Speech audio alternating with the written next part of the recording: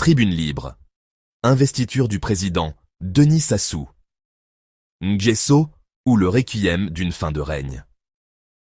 Le 16 avril 2026.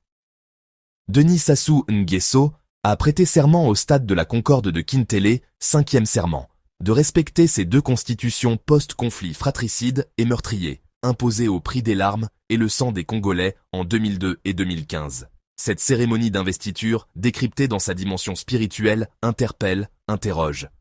Manifestement, pour le candidat chef de l'État, au commencement était cette évocation prononcée en haute et intelligible voix, le 13 mars 2026, au boulevard Alfred Raoul, en ces termes, je cite, « Il faut moraliser la vie publique. Quelqu'un ne peut pas voler. Il vole. Il n'a pas honte. » Donc, honte aux voleurs, aux corrompus et corrupteurs. Denis Sassou Nguesso.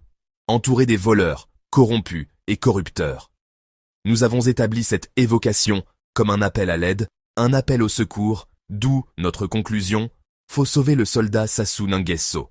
Sortie prémonitoire me semble-t-il, que nous avons mise en parallèle avec celle du président Marien Ngouabi le 13/03 1977, soit 5 jours avant son assassinat, lorsqu'il déclarait, telle une parole christique, je cite, « Lorsque ton pays est sale et manque de paix durable, tu ne peux lui rendre sa propreté et son unité qu'en le lavant avec ton sang. » Puis vint, cette journée du 16/04/2026, le stade de la Concorde plein à craquer au début, suite à une mobilisation financièrement acquise. Dixie, le docteur Blanc, Constant et Barra. Celui-ci se vide presque entièrement, 9 des 12 chefs d'État y compris, sitôt la cérémonie de prestation de serment débutait. Pathétique et inédite cérémonie de prestation de serment et défilé militaire qui se déroule dans un stade vide, comme symbole d'un chef en quête perpétuelle de légitimité populaire, un chef qui n'a cessé de pousser le narcissisme primaire comme norme cardinale de son leadership politique. Convoquons le docteur Okabele Ilebu Oboba qui dans son essai « Marxisme et légitimation, l'expérience socialiste scientifique au Congo B, 1963-1992 », l'Harmattan 03-2025. Dans un chapitre consacré au « Le président Denis Sassou Nguesso est considéré comme le maître de l'art politique ». L'auteur estime que Denis Sassou Nguesso, en effet, manifestement présente toutes les qualités d'un maître de l'art politique. En toute objectivité, il n'est pas déraisonnable de le considérer, ainsi que le président Fulbert Youlou, comme l'un des rares et seuls hommes politiques congolais contemporains. Dans son art de gouverner, qu'il prend très au sérieux, il mobilise tous les moyens nécessaires pour atteindre ses objectifs hégémoniques. La ruse, la séduction, la force, la dissimulation, l'amitié, la rancune, l'argent, la parenté, le dialogue, la tradition politique, la science politique traditionnelle, etc. C'est ce que mon ami le professeur Lucien Pambou qualifie d'antonomase Sassou Nguesso, qui a remplacé la République du Congo. Le philosophe Okabe Ilebu Okabele plus loin décrit ce qui peut être perçu aujourd'hui comme la fin des pouvoirs politiques traditionnels dont lui-même, DSN, est une sorte de statut du commandeur. S'il, DSN, a atteint une forme de perfection du point de vue de l'art politique, sa gouvernance concrète présente une forme cyclique, faite de progrès et de régression concomitantes, qui la servirent à une forme d'éternel retour caractéristique, à l'image de la représentation de l'Ouroboros, c'est-à-dire le dragon ou le serpent qui se mord la queue. Ces discours publics rappellent souvent les occurrences du mythe de Sisyphe.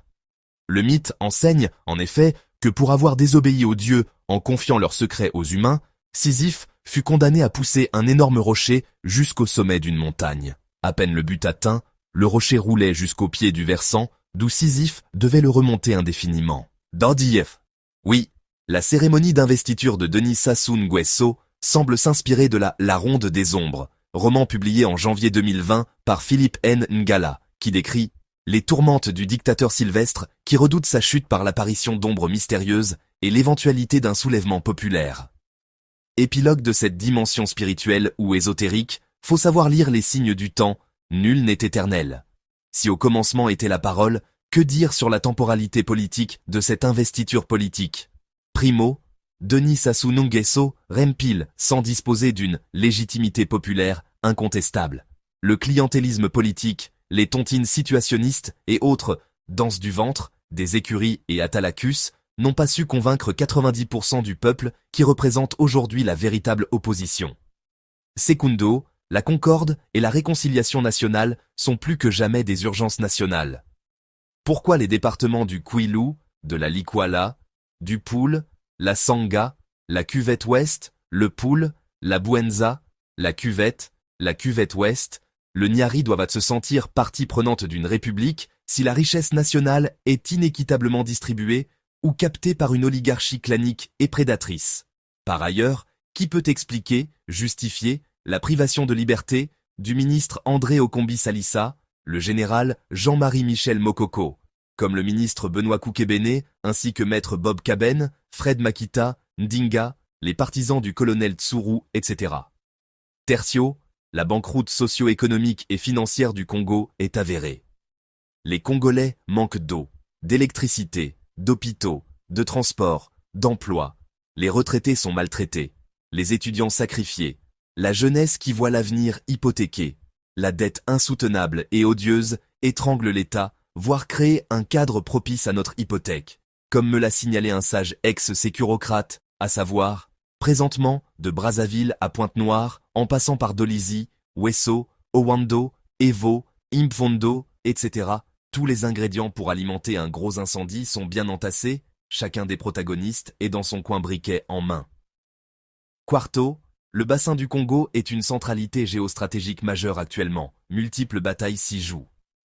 La République du Congo, notre pays, n'échappe aux convoitises géoéconomiques, géopolitiques et géostratégiques des puissances régionales et internationales. Seuls des États forts, unis et prospères peuvent faire échec à cette conflictualité mondiale intense, un multilatéralisme altéré, etc. Monsieur Denis Sassou Nguesso est seul à détenir l'effectivité du pouvoir dans un écosystème pyramidal et vertical qu'il a pensé, organisé et imposé. Cependant, lors de son investiture le 16-04-2026, en Mondovision, un constat, une évidence, le roi est nu. Faute d'avoir intériorisé l'appel du professeur Charles Zacharie Bowao, qui l'appelait à sortir par le portique républicain, tout en soulignant que le changement de la Constitution était juridiquement infondé, politiquement désastreux et socialement explosif. Plus que jamais, Denis Sassou Nguesso, chef de l'État, est face à sa conscience ainsi que du jugement de l'histoire.